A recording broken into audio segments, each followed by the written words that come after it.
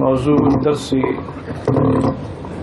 فی فضیلت سیدنا معاویہ رضی اللہ تعالی عنہ وخلافته فی الوعظ والارشاد. الحمد للہ وکفى والصلاة والسلام علی خاتم الانبیاء سیدنا وحبیبنا محمد المصطفى وعلى آلہ المجتبى وأصحابه النجبى. اللهم صل على سيدنا محمد النبي الأمي الهاشمي وعلى آله وأصحابه نجوم الهدى. أما بعد فقد قال الله تبارك وتعالى في القرآن المجيد والفرقان الحميد. أعوذ بالله من الشيطان الرجيم. بسم الله الرحمن الرحيم. والسابقون الأولون من المهاجرين والأنصار والذين اتبعوهم بإحسان رضي الله عنهم ورضوا عنه. قال النبي صلى الله عليه وسلم اللهم اجعله هاديا مهديا واهد به، أو كما قال النبي صلى الله عليه وسلم. نحن على ذلك لمن الشاهدين ومن الشاكرين والحمد لله رب العالمين. رب اشرح لي صدري ويسر لي أمري واحلل عقدة من لساني يفقهوا قولي. رب زدني علما. سبحانك لا علم لنا إلا ما علمتنا إنك أنت العليم الحكيم. برادران اسلام، واجب الاحترام بزرگوں، دوستوں، بھائیوں، عزیز نوجوانوں، محترمہ بہنوں، اللہ تبارک و تعالیٰ کے کلام مقدس میں سے آیات مبارکہ اور آقا انعام دار حبیب کبریا سیدنا محمد مصطفیٰ وعلی آلہ المجتبی واصحابہ وسلم تسلیما کثیرا کثیرا کے فرامین مبارکہ میں سے ایک حدیث تلاوت کی ہے. دعا فرمائیں کہ اللہ تبارک و تعالی اس عاجز کو مع الاہل صحت عافیت کاملہ عاجلہ دائمہ اور حق بات بیان کرنے کی توفیق عطا فرمائیں. آپ کو حق سننے سمجھنے کی، ہم سب کو مل کر حق پر عمل کرنے کی توفیق عطا فرمائیں. پروردگار عالم تمام آنے والوں کی حاضری، حج، عبادات، زیارات، صدقات، خیرات منظور و مقبول فرمائے، اور تمام عالم میں مسلمانوں کی جان، مال، آبرو، عزت کی حفاظت فرمائے، اور اللہ تعالی اس بلد الامین کو قیامت تک ہر فتنے سے محفوظ فرمائے. میں نے آج کے درس میں جو آیات مبارک تلاوت کی ہے اس کا تعلق ہے سیدنا معاویہ رضی اللہ عنہ. سیدنا معاویہ کے والد کا نام صخر ہے، کنیت ابی سفیان ہے. اور 5ویں پشت میں حضور صلی اللہ علیہ وسلم سے نسب ملتا ہے۔ سیدنا معاویہ رضی اللہ تعالی عنہ کے اسلام کے بارے میں 2 قول ہیں۔ ایک قول تو یہ ہے کہ وہ فتح مکہ کے موقع پر ان کے والد ابی سفیان بھی اور سیدنا معاویہ بھی اسلام لائے، اور بعض محققین فرماتے ہیں کہ نہیں، فتح مکہ سے پہلے وہ اسلام لا چکے تھے، لیکن اظہار اس دن ہوا ہے۔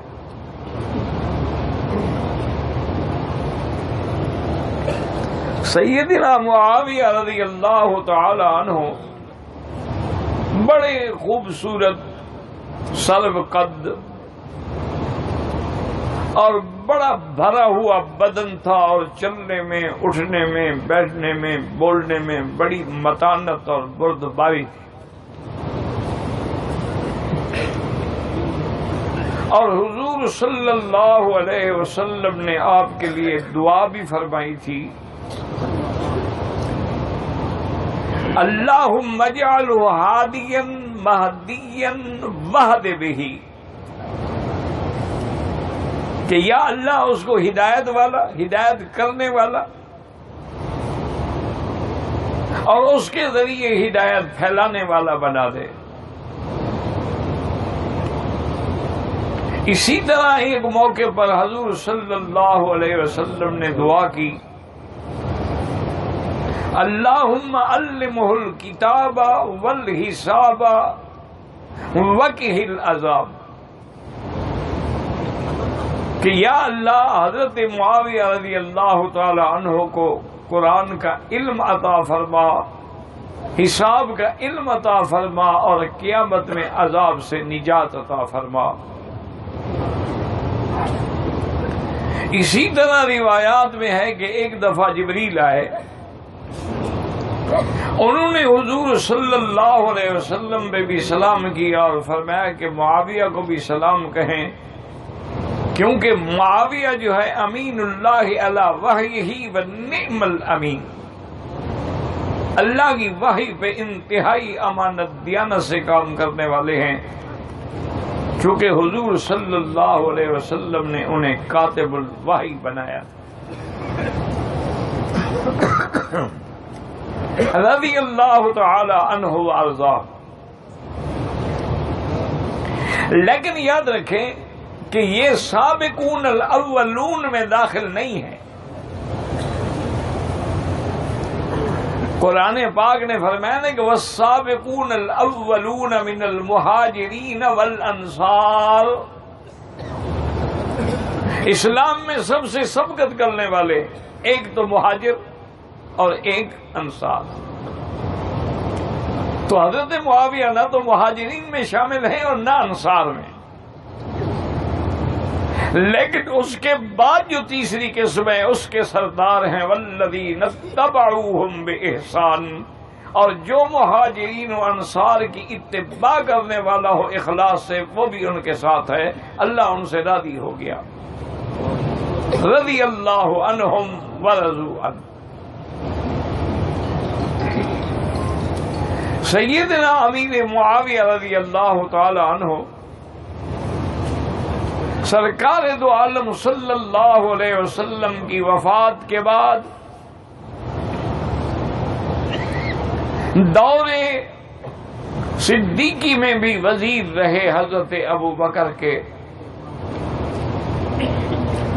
اور امیر المومنین سیدنا عمر نے انہیں شام کا گورنر بنایا، اور حضرت امیر المومنین عمر رضی اللہ تعالی عنہ کی یہ عادت مبارک تھی کہ گورنر کو زیادہ دیر نہیں رکھتے تھے، کچھ عرصے کے بعد تبدیل کر دیتے تھے۔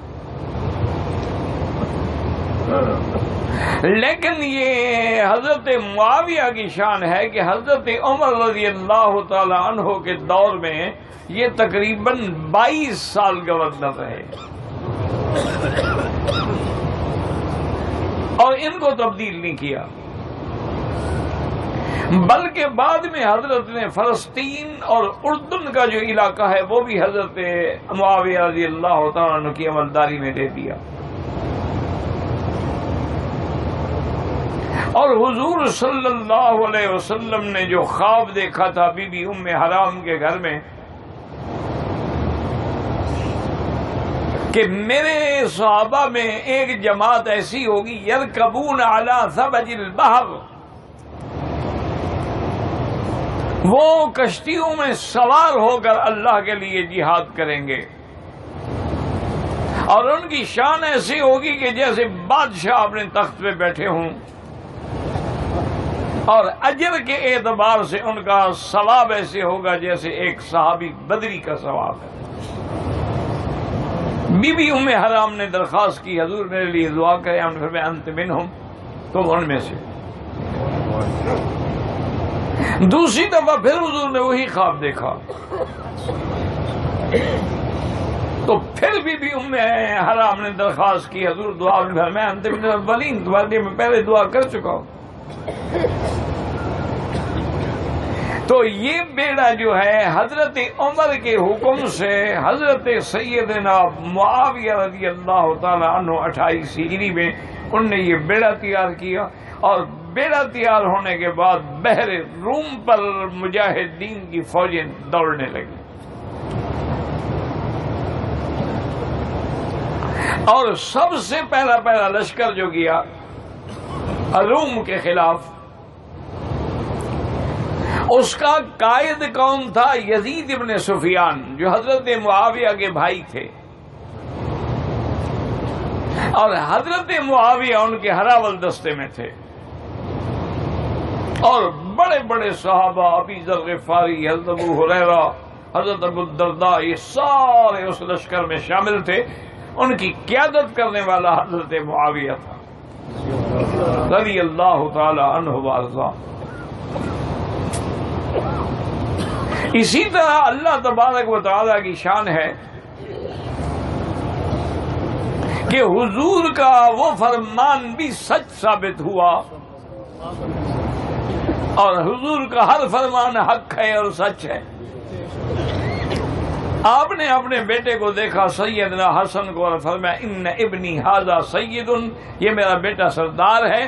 لعل اللہ ان یصلح به بین فئتین عظیمتین من المسلمین، شاید اللہ اس کے ذریعے دو بڑی مسلمانوں کی جماعت میں صلح کرا دیں گے. چونکہ شہادت عثمان کے بعد سیدنا معاویہ رضی اللہ تعالی عنہ کا مطالبہ تھا حضرت علی سے کہ سب سے پہلے قصاص عثمان لیا جائے،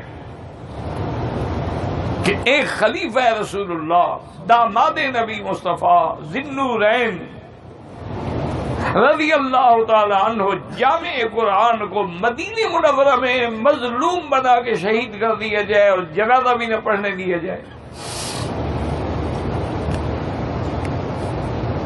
تو حضرت معاویہ کا بھی یہ مطالبہ تھا اور بی بی عائشہ کا بھی یہ مطالبہ تھا.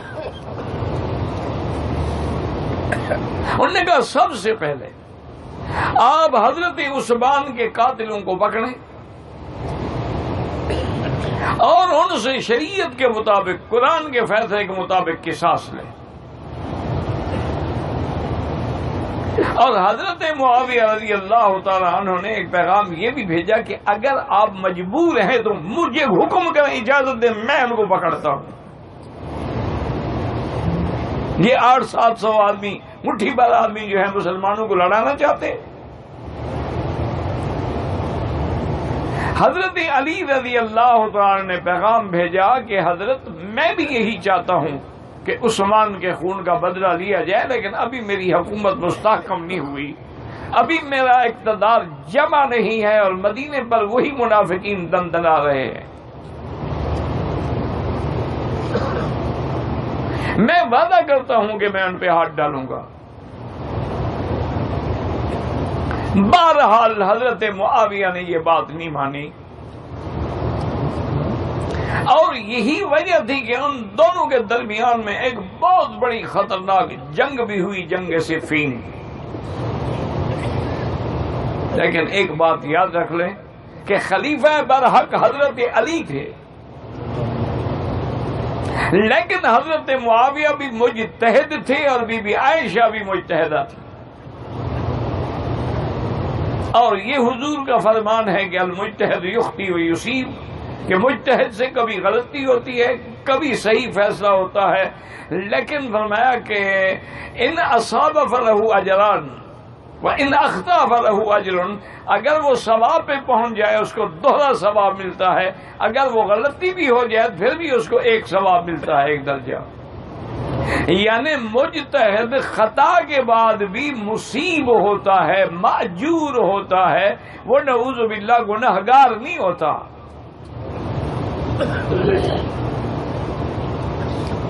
یہی وجہ تھی کہ جب سیدنا معاویہ رضی اللہ عنہ اور حضرت علی کے درمیان میں اختلافات آخری حدوں کو پہنچے تھے، تو روم کے بادشاہ کو موقع ملا، اس نے اپنی فوجوں کو الرٹ کر دیا اور کہا تیار رہو، ہم مدینہ پاک پہ حملہ کرتے ہیں۔ حضرت معاویہ شام میں ہیں اور حضرت علی کوفہ میں ہیں، مرکز ان کا جو ہے مدینہ منورہ وہ خالی ہے، آپ اس پہ حملہ کرتے ہیں، اور اگر ہمارا مرکز مدینے پہ قبضہ ہو گیا، اور یہی نعوذ باللہ یہودیوں کی سازشیں ہیں،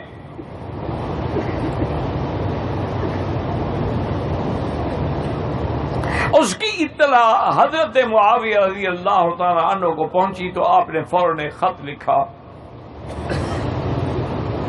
بادشاہ روم کو کہ یا کلب الروم، اے رومی کتے، تم مدینہ منورہ پہ حملہ کرنا چاہتے ہو، خدا کی قسم جب تیری فوجیں مدینے کی طرف بڑھیں گی میں علی کا سپاہی بن کے لڑوں گا۔ ہمارے اختلاف سے فائدہ اٹھانا چاہتے ہو؟ حضرت علی رضی اللہ تعالیٰ عنہ کو پتہ لگا، انہوں نے بعین ہی یہی خط لکھا کہ یا کلب الروم، اے روم کے کتے، مدینے پہ حملے کا خیال نہ کرو، اگر کرو گے میں معاویہ کا سپاہی بن کے لڑوں گا۔ بعض صحابہ نے پوچھا حضرت علی رضی اللہ تعالی عنہ سے کہ آپ کی کیا رائے ہے؟ آپ نے فرمایا کیا کہتے ہو؟ ربنا واحد ونبینا واحد ودیننا واحد وکلمتنا واحد، ہمارا رب بھی ایک ہے، دین بھی ایک ہے، نبی بھی ایک ہے، کوئی اختلاف نہیں، اتفاق ہے۔ منافقوں نے ہمیں لڑا دیا ہے، لیکن اس کا معنی یہ تو نہیں کہ ہمیں ان کے دین پر کوئی شک ہے۔ تو بہرحال یہ اختلافات برقرار رہے۔ حضرت علی رضی اللہ تعالی عنہ کی شہادت کے بعد سیدنا حسن خلیفہ بنے، اور سیدنا حسن رضی اللہ تعالی عنہ نے صحابہ سے بھی مشورہ کیا، حضرت حسین سے بھی مشورہ کیا کہ بھائی جان میں برداشت نہیں کرتا کہ مسلمانوں کی جماعتیں ٹکرائیں، ہم آپس میں لڑ لڑ کے ایک دوسرے کا خون بہاتے رہیں اور دشمن خوش ہوتا رہے، اس لیے میری رائے یہ ہے کہ میں حضرت معاویہ سے صلح کرنا چاہتا ہوں۔ حضرت حسین بھی راضی ہوئے، صحابہ بھی راضی ہوئے، ارباب حل و عقد بھی راضی ہوئے، حضرت حسین نے حضرت معاویہ سے صلح کر دی، اب حضرت معاویہ بھی خلیفہ بن گئے، اور یہ ہونا بھی تھا، یاد رکھو کہ میرے آقا نے رحمت دو عالم نے صلی اللہ علیہ وسلم نے فرمایا تھا الخلافت 30 سنۃ بعدی، میرے بعد جو صحیح خلافت ہے علی منہاج النبوہ ہے، خلافت راشدہ ہے، وہ تقریباً 30 سال رہے گی، اس کے بعد پھر انحطاط آ جائے گا، اور یہ بالکل 30 سال جو ہے حضرت حسین کے 6 مہینے پہ پورے ہوتے ہیں۔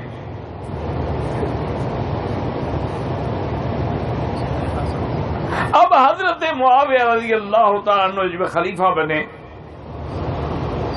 تو تقریباً 22 سال تک آپ نے خلافت کی، تمام جھگڑے ختم ہو گئے، لڑائیاں ختم ہو گئی، تمام مسلمان ایک پرچم کے نیچے آ گئے، اور فتوحات کا یہ عالم تھا کہ جس طرف بھی فوجیں اٹھی ہیں وہاں سے فتح حاصل ہوئی۔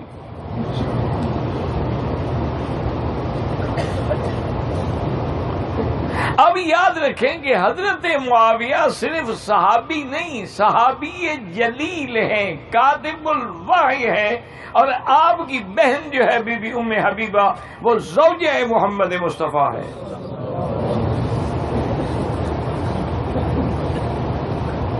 اور آپ کی سگی بھانجی جو ہے آمنہ بنت میمونہ وہ حضرت حسین کی بیوی ہے۔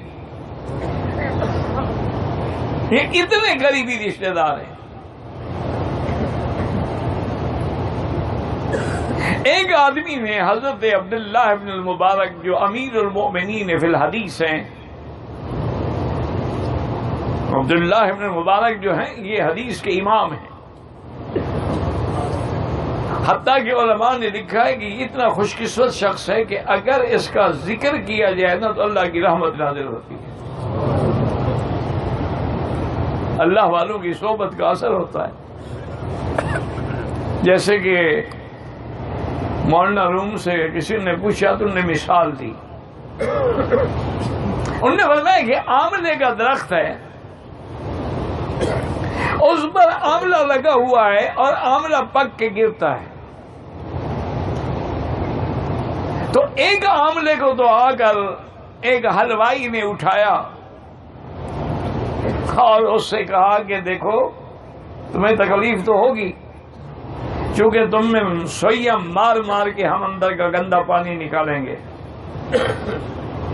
اور پھر تمہیں ہم گرم پانی میں ابالیں گے،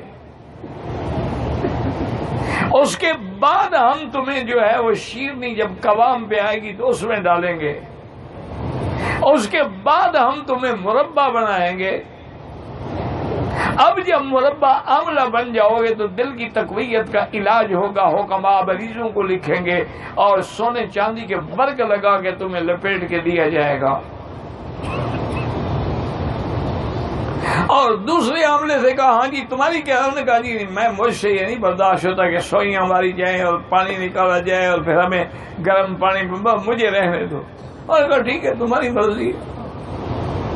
وہ وہیں پڑا رہا، پڑے پڑے سوکھ گیا، جھاڑو دے کے اس کو اکٹھا کیا گیا اور وہ تلتھلا بنا، یعنی آدمی کے پیٹ میں اگر قبض ہو تو اس کے لیے وہ دوا دیتے ہیں، یعنی گندگی صاف کرنے والا بنا۔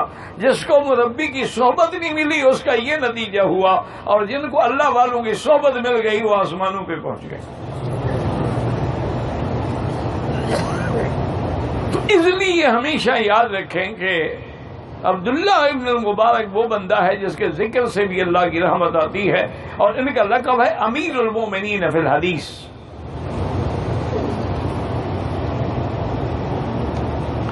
اور یہ وہ بندہ ہے جو امام بخاری کا بھی استاد ہے۔ امام بخاری رحمت اللہ علیہ ان کے شاگرد ہیں۔ اچھا اللہ کی شان دیکھو، امام بخاری کا استاد ہے، امام ابو حنیفہ کا شاگرد ہے رحمت اللہ علیہ۔ وہ بیٹھے تھے ایک مجلس علمی میں، تو ایک آدمی آیا، اس نے بڑا عجیب سوال کیا۔ اس نے کہا کہ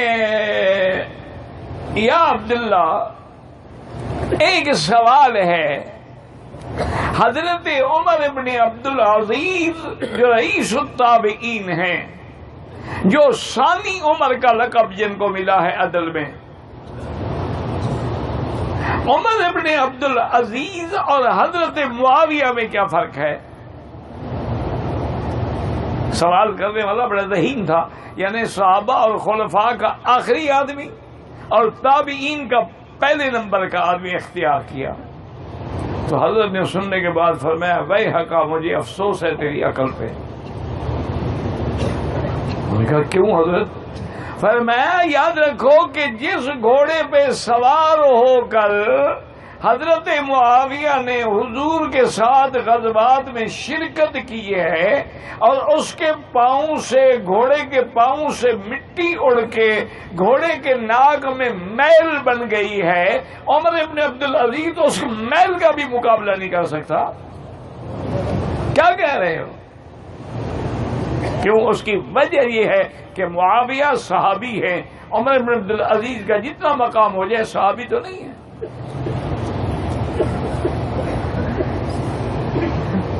اسی لیے علماء نے لکھا ہے کہ اصل چیز نسبت ہے کہ اصحاب رسول اللہ. دیکھو نا یہ گھر ہے، نسبت ہے نا کہ بیت اللہ. حضرت صالح علیہ السلام کی اونٹنی کو نسبت ہو گئی ناقۃ اللہ. تو صحابہ کو جب یہ نسبت ہو گئی، اب ساری دنیا کے اولیاء بھی اکٹھے کر لیں، وہ ایک صحابی کے ایک پاؤں کے برابر بھی نہیں ہو سکتے. اور حضرت معاویہ جو ہے وہ تو صحابی اور صحابی جلیل اور کاتب الوحی ہے. اب جب آپ کی آخری عمر آ گئی اور بوڑھے ہو گئے تو ایک دن بیٹھے بیٹھے رو رو کے اللہ سے دعا کرنے لگے کہ یا اللہ اب میں بوڑھا ہو گیا ہوں، ملک اتنا بڑا فتح ہو چکا ہے، اب نظام سنبھالنا میرے لیے مشکل ہے.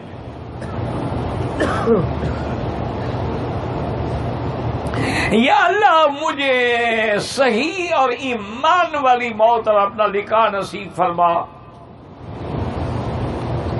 اور انہی زمانے میں حضرت نے اپنے ساتھیوں سے مشورہ کیا کہ میں نہیں چاہتا کہ حضرت عثمان کے بعد جیسے منافقوں کو فتنہ کرنے کا موقع مل گیا ایسا نہ ہو کہ میرے بعد بھی منافقین کھڑے ہو جائیں. میں چاہتا ہوں کہ اپنی زندگی میں اپنے بیٹے یزید کو ولی عہد مقرر کر دوں تاکہ بعد میں لڑائی نہ ہو. لیکن تم لوگ مجھے رائے دو. اور حضرت معاویہ نے پتہ کیا دعا کی؟ کہا کہ یا اللہ یہ فیصلہ اگر میں تیرے دین کی حفاظت کے لیے کر رہا ہوں اور یزید ولی عہد بننے کے قابل ہے تو اس کی مدد فرما، اور اگر وہ اس کا اہل نہیں ہے تو اس کی ولی عہدی کو ختم کر دے.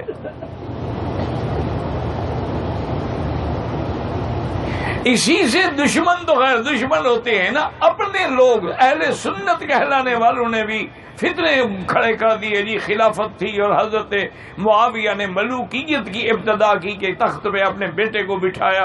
حضرت ابو بکر نے نہیں بٹھایا، حضرت عمر نے نہیں بٹھایا، حضرت عثمان نے نہیں بٹھایا، حضرت علی نے اپنے بیٹے کو خود نہیں بٹھایا. لوگوں نے بیعت کی حضرت حسن کی، لیکن معاویہ نے تو اپنے بیٹے کی باقاعدہ بیعت لی ہے. سب سے پہلی بات تو یہ دیکھیں کہ کیا اگر بیٹے میں صلاحیت ہو تو اس کو اپنا نائب بنانا شریعت میں ناجائز ہے. حضرت داؤد علیہ السلام پیغمبر ہیں اور بادشاہ ہیں، انہوں نے اپنا قائم مقام کس کو بنایا؟ حضرت سلیمان علیہ السلام کو. حضرت سلیمان سے ان کے بیٹے ہیں. تو حضرت داؤد علیہ السلام بھی بادشاہ اور حضرت سلیمان ان کے بیٹے بھی بادشاہ. اور اللہ نے دونوں کو وفہمناہا سلیمان، یعنی بعض فیصلے ایسے ہیں کہ جہاں حضرت داؤد کا ذہن نہیں پہنچا حضرت سلیمان علیہ السلام کا ذہن پہنچا. سفر میں دو عورتیں تھیں. اللہ کی شان یہ ہے کہ دونوں عورتوں کے ایک ہی رات میں ولادت ہوئی. اس کا بھی بچہ پیدا ہوا، اس کا بھی بچہ پیدا ہوا. جنگل کا صحرا کا سفر تھا. ایک بھیڑیا آ کے ایک عورت کے بچے کو اٹھا کے کھا گیا اور بھاگ گیا. اب دوسری عورت کا ایک ہی بچہ بچا تو اس نے فریاد کرنی شروع کر دی کہ یہ اس کا بچہ نہیں، میرا بچہ ہے جس کا بھیڑیا اٹھا کے چلا گیا. بڑی مشکل سے چلتے چلتے یہ قصہ جو ہے سیدنا داؤد علیہ السلام کے دربار میں پیش ہوا. وہ جو جھوٹی تھی نا عورت، جھوٹے لوگ جو ہے نا بڑے زبان دراز ہوتے ہیں. سچا آدمی بیچارہ کمزور ہوتا ہے. اس نے جناب ایسا منظر پیش کیا، رو رو کے فریاد کی کہ حضرت داؤد سمجھیے سچ کہہ رہی ہے، فرمایا بچہ اس کو دے دو. حالانکہ وہ بچہ اس کا نہیں تھا. اللہ کا پیغمبر ہے، اجتہادی خطا تو پیغمبر سے بھی ہو سکتی ہے. جیسے حضور نے بدر کے قیدیوں کو چھوڑ دیا، اب وہ عورت خوش ہو کے جا رہی ہے اور دوسری بیچاری جو صحیح معنی میں ماں ہے وہ رو رہی ہے.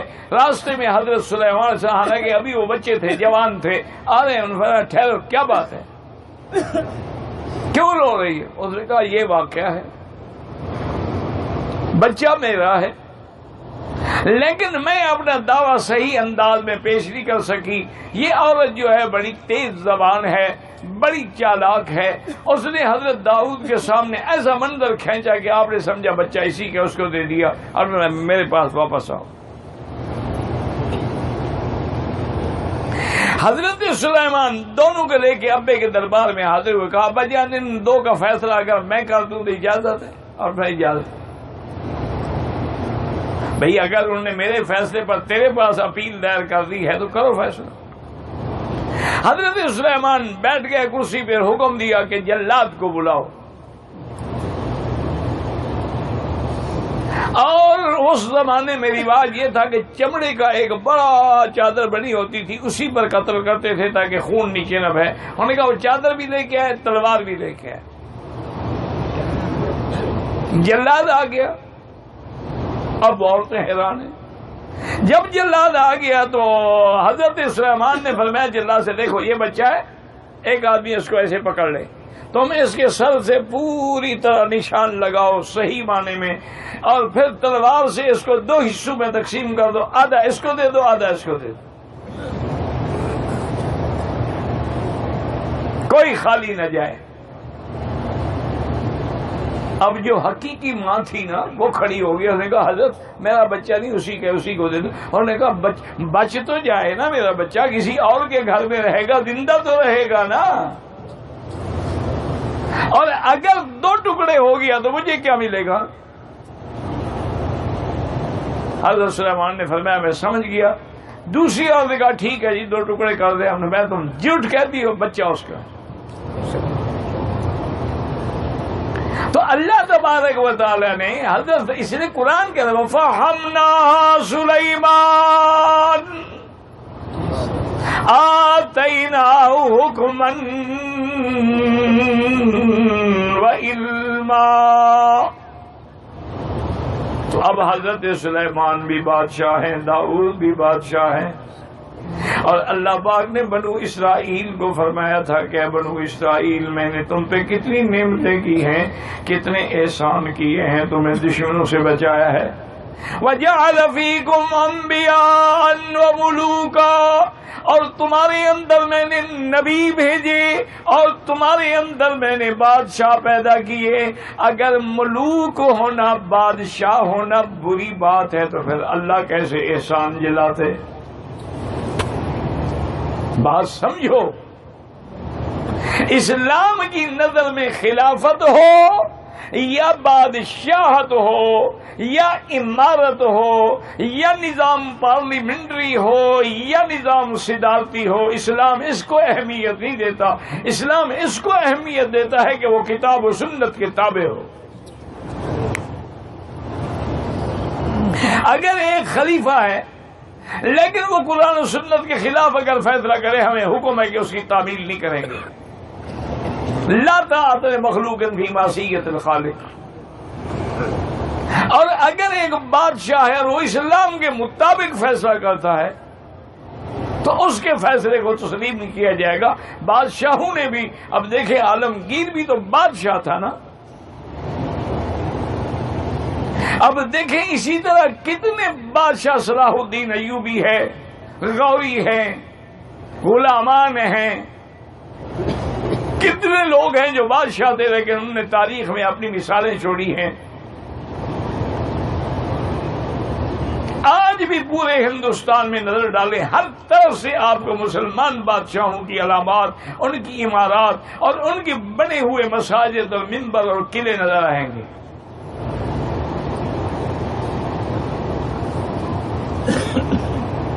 تو اس لیے محض یہ الزام دینا کہ جی آپ نے یزید کو ولی عہد بنایا، بھائی یزید اللہ عالم اس وقت وہ ٹھیک ہے، اگر بعد میں وہ بگڑا ہو اللہ جانتے ہیں۔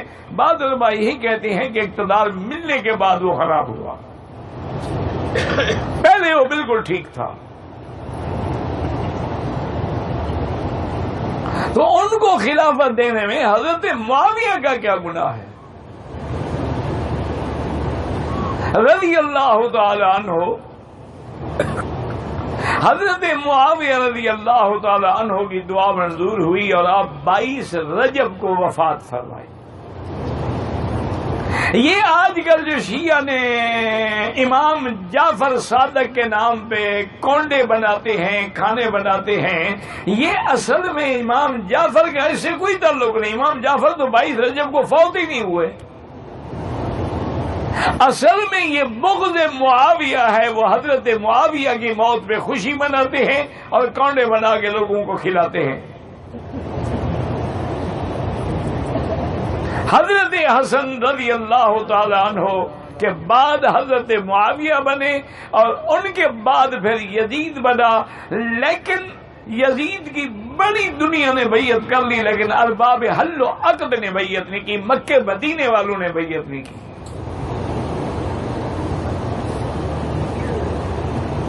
اس نے بڑی کوشش کی، لیکن اہل مکہ اور اہل مدینہ نے بیعت سے انکار کر دیا۔